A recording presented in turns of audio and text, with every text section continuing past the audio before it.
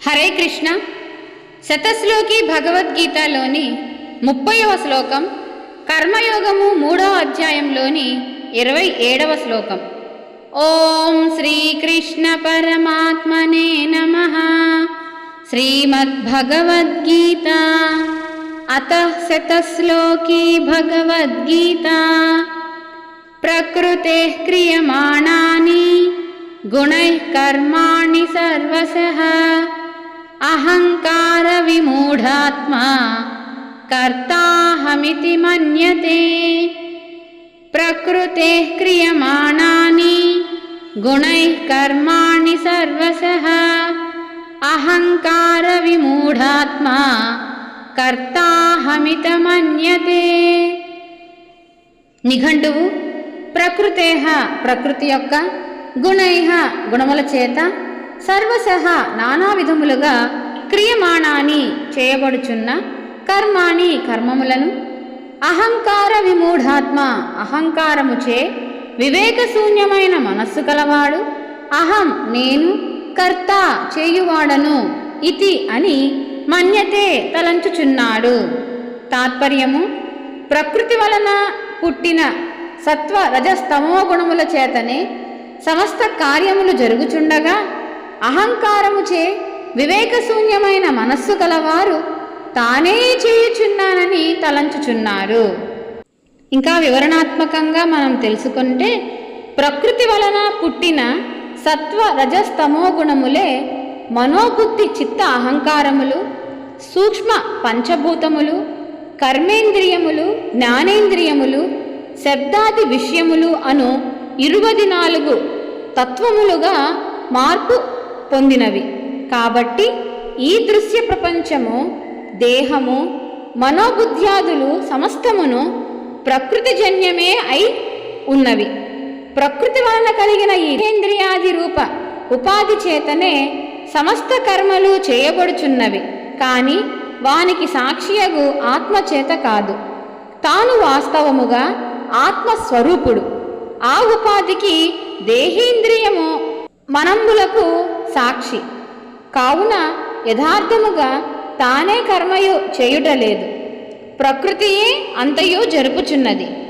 దేహేంద్రియ మనసాదులు సంయోగమగు ఉపాధియే ఆయా కార్యములన్నిటినీ చేయుచున్నది. కానీ దేహాదులందు అభిమానము గల అవివేకికి నేను చేయుచున్నాను, నేనే కర్తను అని తలంచుచూ ఉంటారు. దేహ అందు అభిమానముచే అతని మనస్సు వివేకమును కోల్పోయి ఆత్మానాత్మ తత్వశూన్యమై ఉండుటచే కర్తృత్వమును తనపై వేసుకొనుచూ ఉన్నాడు. తత్ఫలితంగా అనేక జన్మలను, దుఃఖములను అనుభవించుచూ ఉన్నారు. జ్ఞానికిని అజ్ఞానికిని భేదము ఇచట ఏమై ఉన్నది అంటే, అజ్ఞాని ఉపాధితో తాదాత్మ్యం పొంది కర్తృత్వ భోక్తృత్వములను తనపై ఆరోపించుకొని బాధపడుచూ ఉంటారు. జ్ఞాని ఉపాధిని తన నుండి వేరు చేసుకొని తాను ఆత్మయే కాని ఉపాధి కాదని తలంచి దానిని సాక్షీభూతముగా వీక్షించుచు కర్తృత్వాదులు లేనివాడై పరమానందమును అనుభవించుచూ ఉన్నారు. దుఃఖము, దుఃఖరాహిత్యము కర్తృత్వ అకర్తృత్వాదులపై ఆధారపడి ఉండును. అజ్ఞానికి అనంత దుఃఖము, జ్ఞానికి అనంతానందము కలుగుట ఇదియే కారణము. కావున విఘ్నుడగువాడు ప్రకృతి చేయు దానిని తనపై ఆరోపించుకొనక కర్తృత్వరహితుడై తన సత్యస్వరూపమగు ఆత్మయందే స్థితుడై ఉండవలెను. అహంకార విమూఢాత్మ అను పదము అహంకారము జీవునకు ఎంతటి చేటు తెచ్చునో వెల్లడించుచున్నది. అహంకారము వివేకమును రూపుమాపి విమూఢత్వమును దరికి చేర్చును. కాబట్టి దేహాదులందు అహంభావము ఎన్నటికి నీ కలిగి ఉండరాదు. ఆత్మయందే నేనను భావము కలిగి ఉండవలెను. అహం బ్రహ్మాస్మి. మనం ప్రశ్నలకు వెళ్తే, ప్రపంచంలోని సమస్త కర్మలు దేనిచే చేయబడుచున్నవి అని ప్రశ్న వేసుకుంటే సమాధానంగా ప్రకృతిచే, ప్రకృతి జన్యములుగా గుణములచే ఆధారపడి ఉందని తెలుస్తుంది. కానీ అహంకారము గల మనుజుడు ఏమని తలంచున్నాడు అని ప్రశ్న వేయించుకుంటే తానే కర్తను అని తలంచున్నాడు అని వస్తుంది. మరి దాని ఫలితమేమి?